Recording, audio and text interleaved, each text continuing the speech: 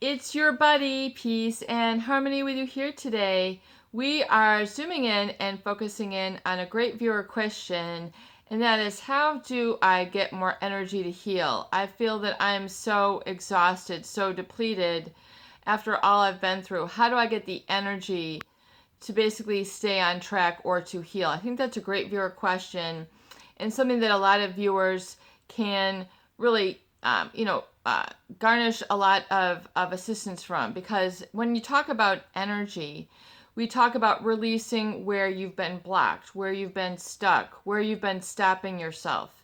And this gets caught in a real snag when you're in a relationship with someone who is malignant, narcissistic, psychopathic, who has been manipulative. And so, how do you sort of free yourself up and give yourself energy? How do you get excited? How do you get enthusiastic? How do you get passionate? How do you get a vision back for your life so that you can enjoy it full force, full throttle, without having sort of those bottom out, stuck moments? When it comes to healing, you have to understand that there's going to have to be some trade-offs. There's going to have to be some give and take within yourself. You're going to have to give yourself some deliberate effort in order to reap the rewards. What am I talking about? Having some deliberate effort, meaning it's going to require some discipline on your part. Discipline and the courage to confront your problems. Oftentimes people, when they're in a relationship with these sorts of individuals, tend to stay in a problematic relationship pattern, way of relating not only to others, not only this person, but others, the world, and themselves, including their profession. So their energy, their vibration gets trapped, if you will, in this block or stuck dysfunctional relationship. And there's a disconnect. There's a misalignment between being grounded, being centered, being focused, and then taking action and having insight so that it'll become more effortless and more natural moving forward.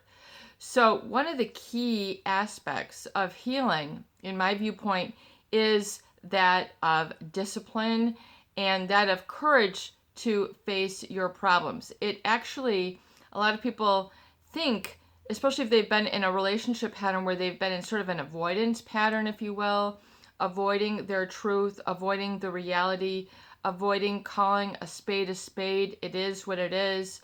Rather than, swallowing that big pill, understanding that it is what it is, this person will not change, or the relationship will only add up to so much. Once you sort of break apart the illusion, it's coming to terms and accepting it and not feeling bad, depressed, isolated because of this. Oftentimes people interpret their lack of success, quote unquote, or being able to please the narcissist. Success becomes equated with pleasing this person or getting back what you feel is due to you because of all the sacrifice that you've made putting them first. So there becomes sort of this internal checks and balances that people tend to go along with, like a tablet. I gave them this, and then I expect them later on to pay me back with this, and that they'll be the same way to me. People are going along a lot of assumptions, and then they get very depressed, have lack of energy when it doesn't come back to them. Well, it's to understand that perhaps the answer to your prayers is not in this person, but it's yet to be coming forth from another person, another place, another experience, another situation, not only this person. So people oftentimes limit, life and try to, tell life what to do by thinking it's going to come and be manifest through this person. So there's this bottoming out. There's this depression, lack of energy. You're spinning the wheels round and round. Why me? Why this? Asking these sort of knee-jerk repetitive questions. When you're in a relationship with these people, it doesn't always make sense, but people stay on for all sorts of sundry varied reasons. You have your own as well. And people oftentimes pull out their reserves. They pull out their emotional reserves for this person. One more time, one more holiday. They just keep pushing the boundary further and further out. And this can be a sort of habit or a thought habit that can go on for a very long time. Till eventually, people will reach the point and say, I've got to wake up to this. I have to confront something.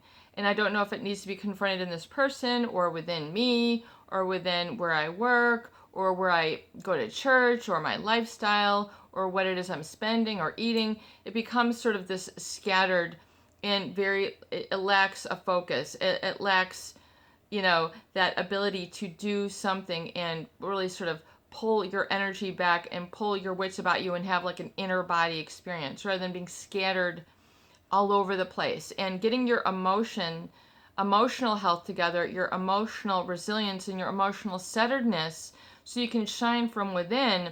This is where the work has to be done. That's where the discipline has to be. Can discipline and happiness go hand in hand? Absolutely. It's delaying the gratification, having the discipline to delay the gratification, whether it's a positive, a positive or a negative. Oftentimes gratification can come in being angry. Gratification can come in saying, you know what? I told you the world was at fault. Look what happened. I told you it'll never work out for me. Look what happened. So there can oftentimes, you have to look at and be rigorously honest within yourself and say, to what degree am I getting a payoff from being angry? To what degree am I getting a payoff from pointing the finger at this person or these persons? To what degree am I losing, getting myself off the hook by blaming others? Blaming others is going to be a surefire way to be unhappy because you can always blame them and they won't change. People, someone told me this a long time ago, you can't control what other people do. You absolutely cannot control what other people do. The only thing you can control is what's within. The only thing you can control is yourself. The only thing you can control is how you respond and process. That is where the good life is. That is the good stuff. That is the promised land, is when you have that in heart, in body experience and say, you know what? Enough is enough. I'm going to stop hiding the truth from myself. I have courage enough to face it squarely on. And being able to identify and confront what is problematic. Life is suffering. M. Scott Peck, The Road Left Traveled. Life is difficult. It's the first statement that he makes in that book. And it's a heavy read, but, the bottom line is that there is going to be suffering in life.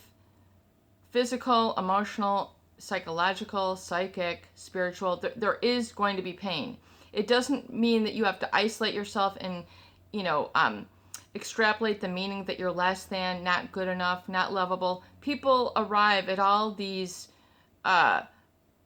deductions, if they're hurting. I am stupid. I'm dumb. I'm not lovable. I'm not good enough. I'm not strong enough. I'm not handsome enough. I'm not man enough, to be this person. And so they extrapolate or they arrive at all sorts of meaning that oftentimes has nothing to do with reality. It's just their perception and how they're interpreting things. So, really to look at that, your energy, if it's trapped in that, you're going to feel stuck. You're going to feel low energy. You're going to feel unhappy. It's not worth the discipline. It's not worth the work.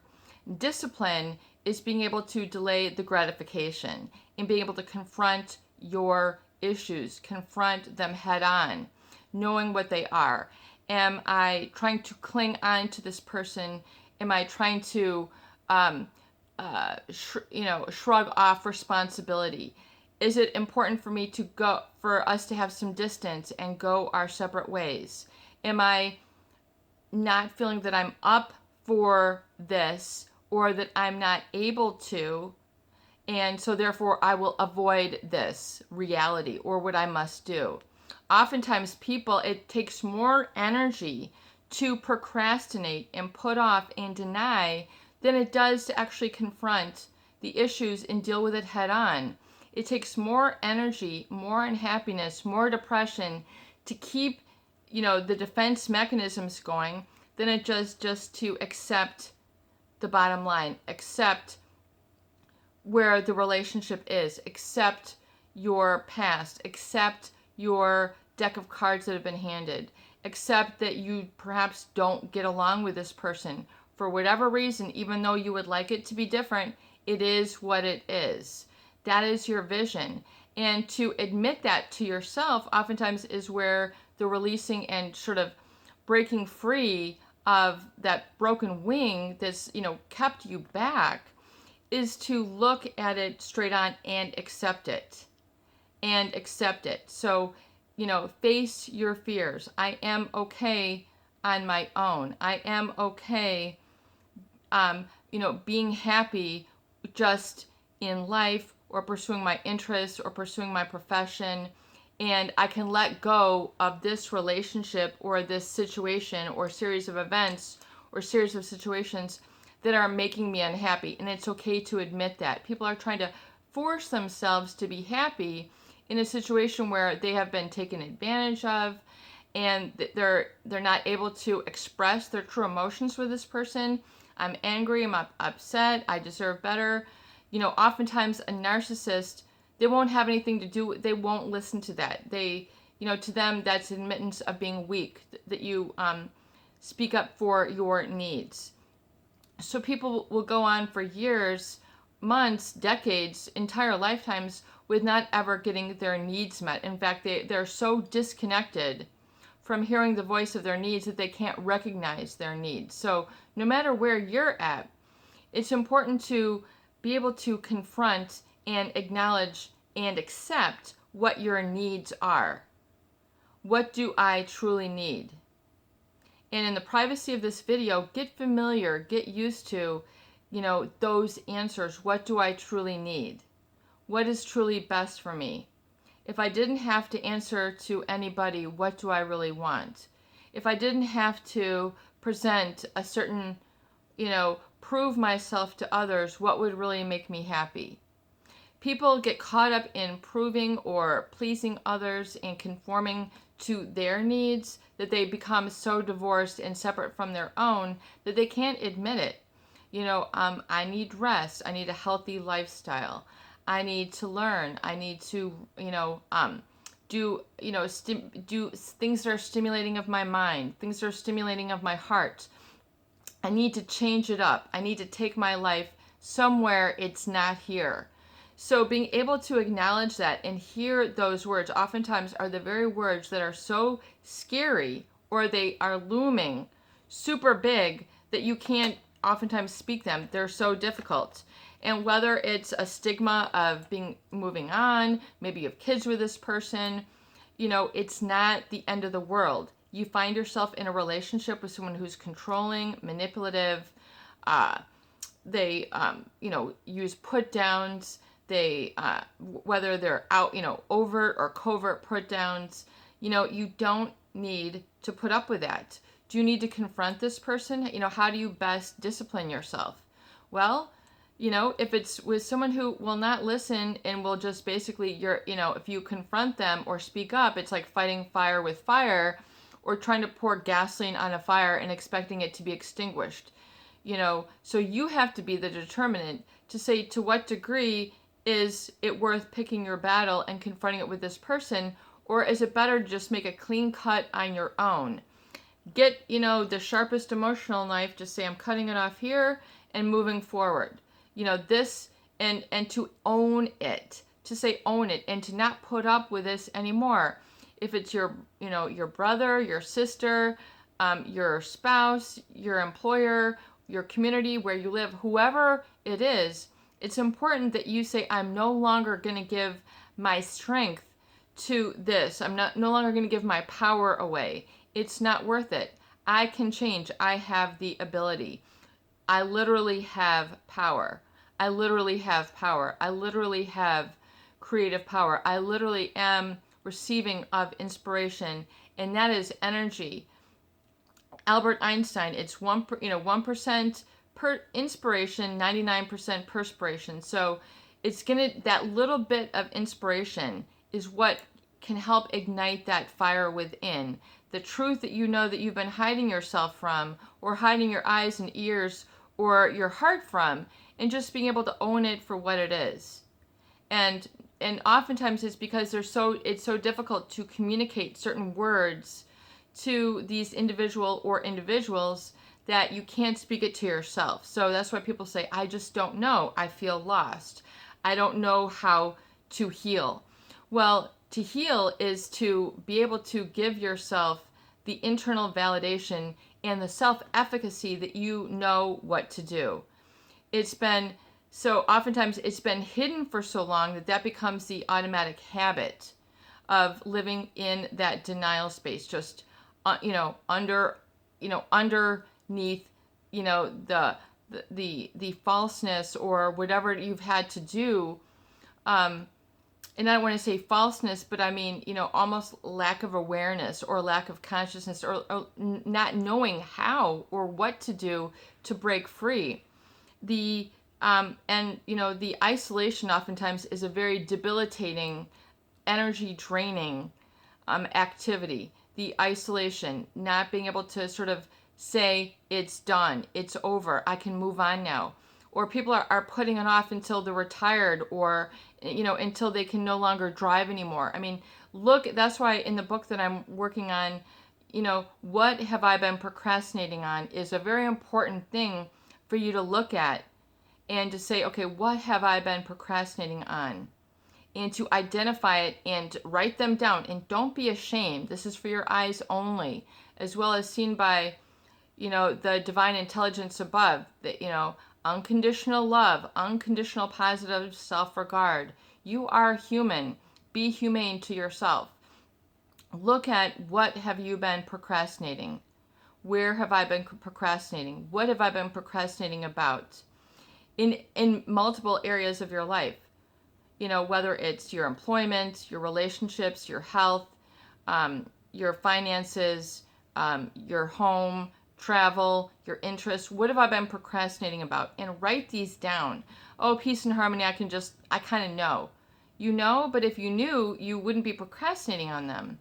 So you need to get them out in front of you and just have it now, instead of a procrastination list, as a to-do list, and then a done list. And then as you tick these off of your list, you'll gain confidence. Confidence will give you the energy that you need, and to really feel that you're healing and you're on the right path, and that life is meeting you in the middle, that you're not going it alone, that there's a universe at large that's there to greet you when you surpass these hurdles, that there's something bigger and better for you on the other side, and you can do it.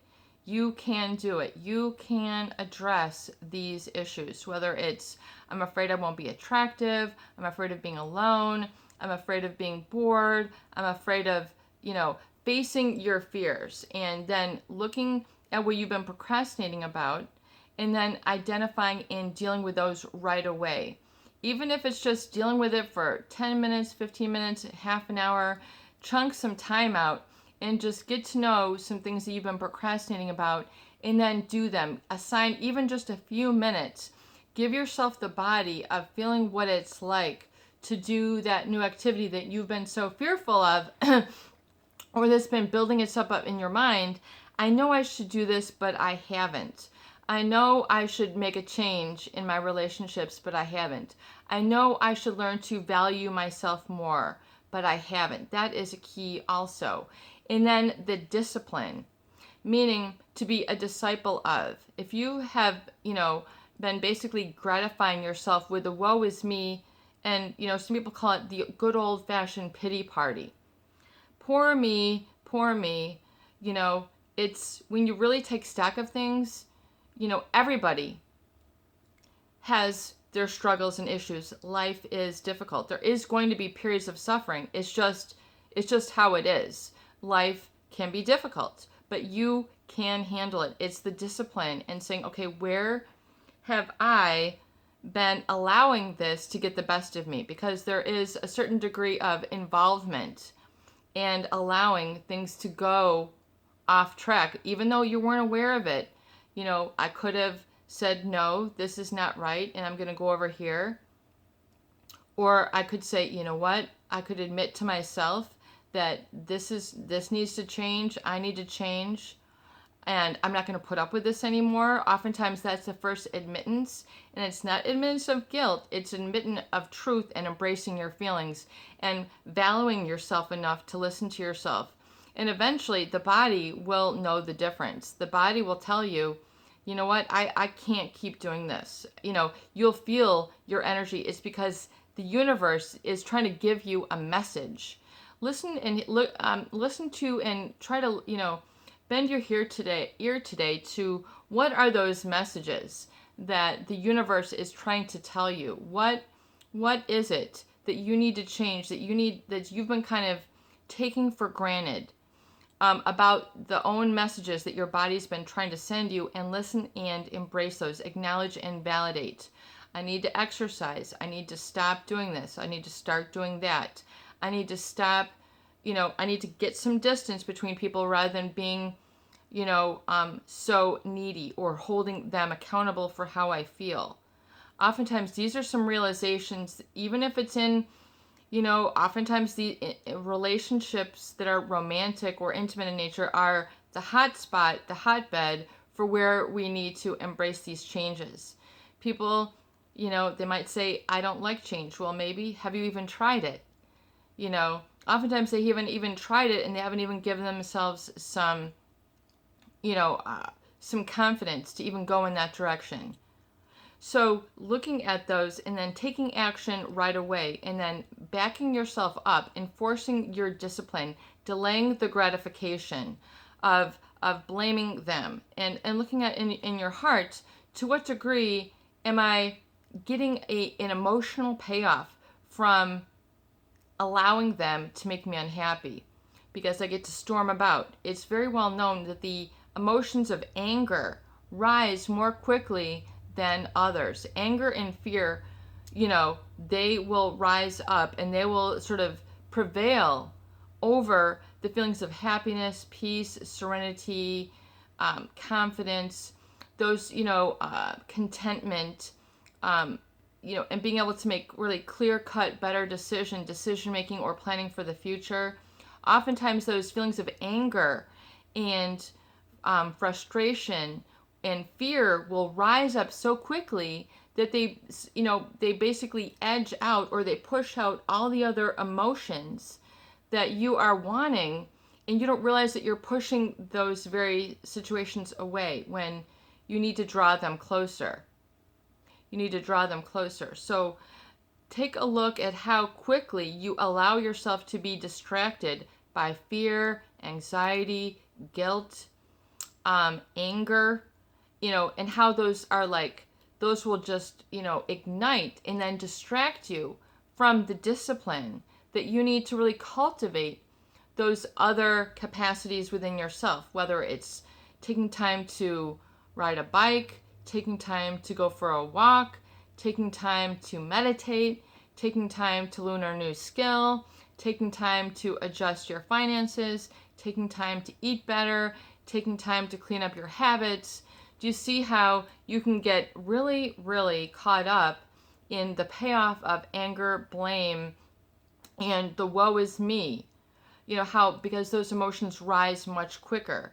That's why, newspapers sell when they have, storm, approaching on the cover versus like sunny days ahead. Sunny days, it's the fear that gets people rising more quickly. It rises quickly within you. People will look at headlines that are akin to that too. So take a look at some of these things we've just discussed. Have the courage, the faith, and the audacity to confront your fears and have discipline about this, and to be okay with it.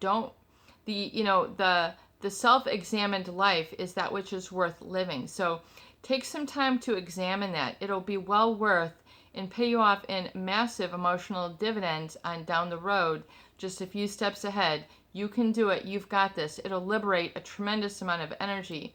And do this on the daily. Tweak up your routine. It's your buddy, Peace and Harmony, with you here today. And I hope that these videos do help. Please share and please subscribe for more great tools videos, discussion, and support. Peace out.